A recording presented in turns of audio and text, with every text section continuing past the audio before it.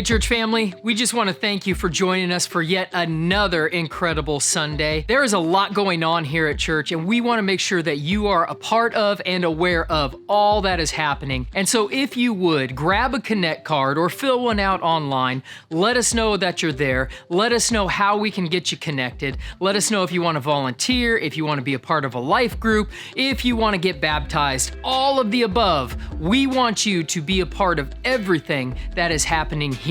Now, we have something special just for you. Take a look at this. One of the things that really is near and dear to me is being faithful to my Lord. I think that sometimes we let things that hit us, that come at us, drive us away from Jesus. And I think about Him and Him dying on that cross for me, and how faithful He was to love me the way He does. So I have to be faithful to Him. I have to do what He calls me to do.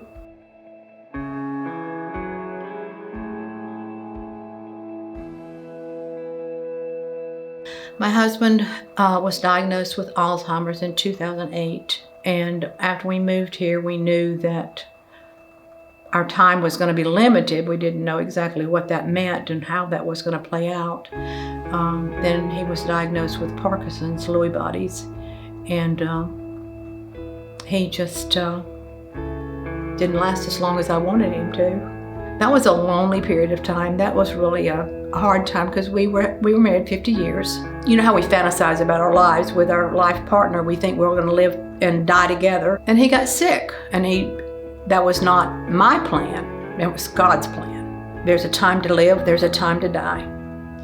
And I know that. But it just is hard to accept. Even as a believer, sometimes it's hard to accept that, and it's hard to get through it. It's hard to know that your life partner is not going to be there every day when you arrive home. You know, we make plans on this earth, but God has a heavenly plan, an eternal plan for us. I'm raising a grandchild, and I'm praying that I get to raise him until he's in college. I don't know that that's God's plan. It may not be.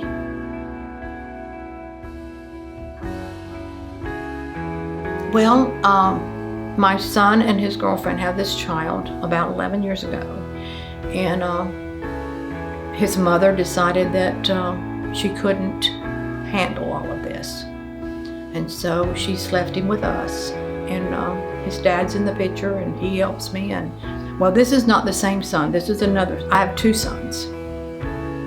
My oldest son is the one that's in prison. Jeff has always been a strong-willed type child. And he made some decisions that were not the right decisions. I look back and I think about all of that as I got older, how God molded me through those early years so that I would be able to stand through the tests and the trials that were going to come in my older age. I was 58 when Jeff went into prison. And I began to really doubt myself as a parent. I began to think about the fact that I was responsible for his decisions. I was responsible for him being in prison. I was responsible for everything that he had done.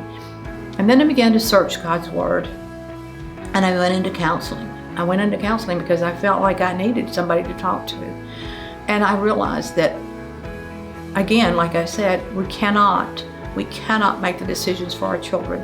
They make their own decisions. I was not responsible for his sins, and I can only be responsible for my decisions and not his. God taught me so much through that and led me through it. And even with John being sick, I knew in my heart that he wasn't going to last forever, especially after he got pneumonia in 2018. I knew that it was going to be short-lived, but I kept telling myself, oh, this is just the beginning of Alzheimer's. This is just the beginning. And my son that lives with me kept saying, Mom, we are in the full-fledged, you have to realize. And yet, even with that, I knew God was standing beside me, and that he knew that I was going to need him to hold me up. through all of it. I think that sometimes we let things that hit us, that come at us, drive us away from Jesus. And I think about him and him dying on that cross for me, and how faithful he was to love me the way he does. So I have to be faithful to him. I have to do what he calls me to do. And now, everybody, before we leave, we just want to remind you, out in the lobby, we have some new invite cards. We need you to get these in the hands of your friends, your family, your coworkers, anybody and everybody you see. Get them here to church. Get them to be a part of what God is doing here at Barefoot Church. Until next time.